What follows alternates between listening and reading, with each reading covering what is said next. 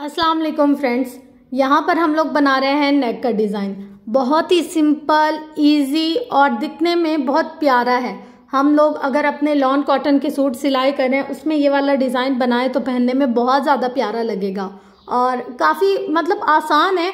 इसलिए मैं आप लोग को स्टार्टिंग में ही बता रही हूँ। यहाँ पर हम लोगों ने जो गला है उसकी लेंथ ले ली है और विड्थ ले ली है। अपने हिसाब से लीजिएगा, मैंने जैसे 3.5 और 6 के हिसाब से लिए। इसका अंदर मैंने 1.5 इंच का निशान लगाया और इसको राउंड शेप में कट कर लिया, मतलब निशान लगा लिया पेंसिल से। अच्छा, अब हम लोगों ने 2-2 इंच के हिसाब से इसकी करनी है डिज़ाइनिंग। तो यहाँ पर देखिए, 6 के पहले मैंने 2 इंच पे निशान लगाया, फिर 4 पे, फिर 6 पे। अब मैंने इसकी लेंथ को थोड़ा सा बढ़ाना है, क्योंकि इस डिज़ाइनिंग के बाद मैंने इसके अंदर थोड़ा सा मार्जिन देना होगा, बढ़ा कर रखने का 1 इंच। यहाँ पर देखिए, जैसे मैंने इसको 1 इंच बढ़ाया और साइड से भी 1 इंच बढ़ाया सिलाई का मार्जिन।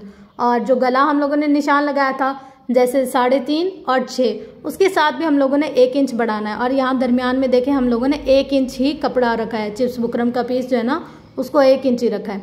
अब जो हम लोगों ने मार्किंग की थी उसी के हिसाब से हम लोग इसका पूरा गला कट कर लेंगे।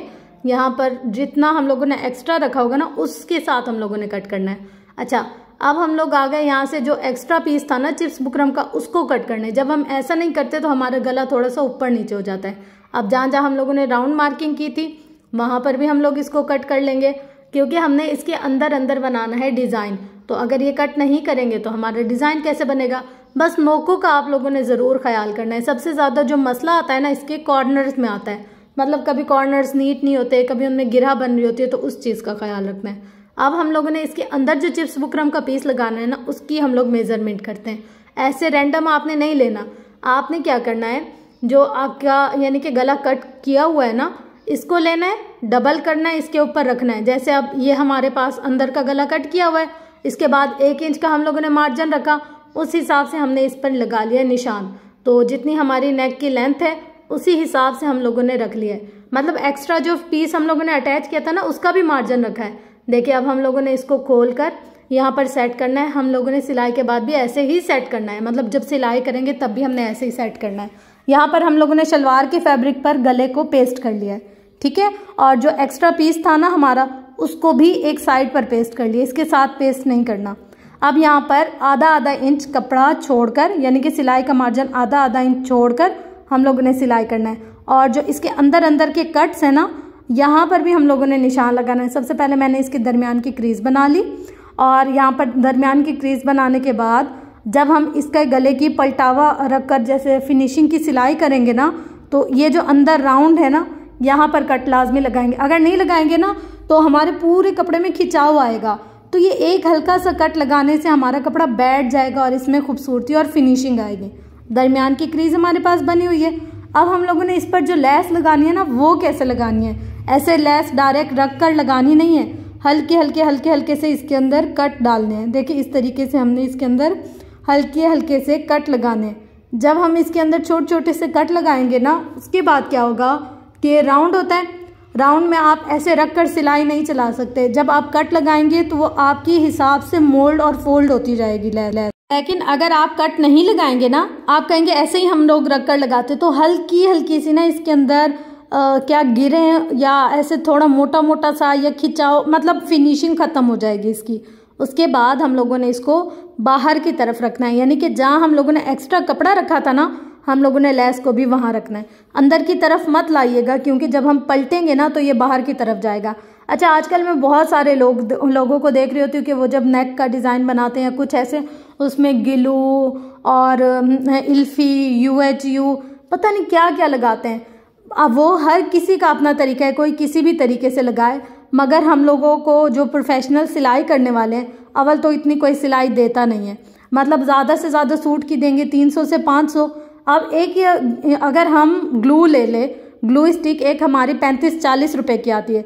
अगर हमने एक सूट के ऊपर एक ग्लू स्टिक लगा ली, छोटी वाली की बात कर रही हूँ, तो फिर पीछे क्या बचेगा। हमारी बचत लाइट लगती है, नलकी लगती है, मेहनत लगती है। हम इतनी इन्वेस्ट नहीं कर सकते अपने काम पर। तो हम इसी तरीके से पहले सिलाई कर फिर इसको सेट करेंगे तो ये एक्यूरेट रहेगा। इसके बाद मैंने इसकी लूप्स बना ली हैं। लूप्स बनाने के बाद इनको कट कर लिया मैंने 4 इंच के हिसाब से, 2 इंच इस तरफ, 2 इंच इस तरफ। जो एक्स्ट्रा पीस होगा हम उसको कट कर सकते हैं बाद में, पहले आपने छोटा नहीं रखना। अब हम लोगों ने इसका यहाँ से ऐसे करके राउंड, और उसमें से एक राउंड में से दूसरा निकाल दिया और इसकी बन गया ऐसे शेप, जैसे दरमियान का ऐसे हार्ट टाइप होता है ना, वैसे वाला।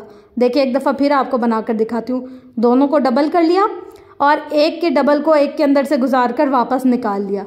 अच्छा, अब यहाँ पर जो अंदर का कपड़ा हम लोगों ने लगाना है ना, यहाँ पर मैंने उस कपड़े को भी रख लिया और उसके ऊपर भी ऐसे सीधी सी लेस लगकर लगा ली। अब काफ़ी लोग ऐसे होते हैं पहले इसको UHU से या ग्लू से या किसी भी चीज़ से पेस्ट करते हैं और फिर लगाते हैं। तो हर किसी का अपना तरीका है, मैं किसी को गलत ना ही कहना चाहती हूँ ना ही कहूँगी, मगर मैं ये अफोर्ड नहीं कर सकती, क्योंकि अगर मैं 300 सूट की सिलाई ले रही हूँ या 350 या 500 भी इवन दो के, तो भी मुझे वारे नहीं आती ये चीज़।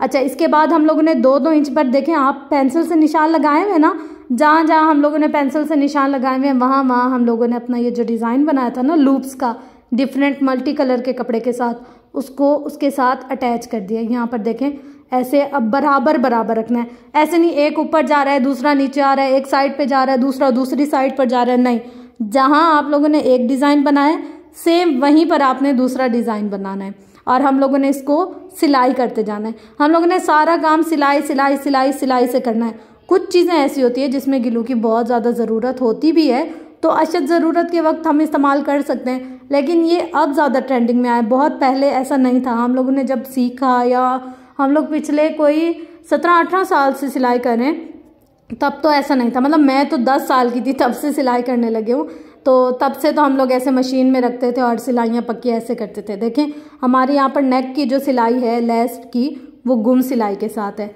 मतलब पता नहीं चल रहा है कि ये कैसे ऊपर रख कर सी हुई है या अंदर रख कर सी हुई है। और ये जो सारा डिज़ाइन है हमने यहाँ पर गिलू UHU या पेस्टिंग किसी भी चीज़ का नाम तक नहीं लिया और हम लोगों ने साथ साथ रख रख कर फिनिशिंग से सिलाई की है। जो बिगनर्स हैं वो इसको इस्तेमाल कर भी सकते हैं, मैं इस्तेमाल को बुरा नहीं कह रही, मैं सिर्फ ये कह रही हूँ कि हमारे बजट से ये चीज़ बाहर हो जाती है। तो देखें यहाँ पर हमारा पूरा ड्रेस बनकर तैयार है। दामन पर और चौक पर मैंने लेस लगाई है पलटावा पट्टी के साथ, ये है हमारे दामन की फिनिशिंग, और सेम लाइक ऐसे ही चौक की फिनिशिंग है। और आस्तीन पर एक एक छोटी जो प्लेट्स होती हैं ना, बिल्कुल छोटी माइनर ज़ीरो की, वो डालकर मैंने इसकी आस्तीन को सेट कर लिया। यहाँ पर हमारा नेक, स्लीव्स और चौक दामन तैयार हो गया है और ये हमारा जो ड्रेस है ना वो रेडी हो गया है बग़ैर ग्लू UHU के खर्चे के। तो आप लोग फ्रेंड्स ज़रूर बताइएगा कि आप लोग को मेरा स्टिचिंग स्टाइल और प्लस समझाने का स्टाइल कैसा लगा। अगर तो कोई ऐसी बात है जो आपको समझ नहीं आई तो आप ज़रूर कमेंट कीजिएगा, ताकि मुझे पता चले कि मैं कहाँ गलत हूँ और मैं अपनी इस्लाह कहाँ कर सकती हूँ। इंसान हमेशा सीखता है और सीखते रहना भी चाहिए, तो मैं कोशिश करूँगी कि अपनी उस चीज़ को बेहतर बनाऊँ और आप लोगों के लिए कुछ अच्छा, कुछ बहुत ही क्रिएटिव सा लाऊँ, ताकि आप लोग के लिए आसानी और अल्लाह मेरे लिए भी आसानियाँ ही पैदा करे।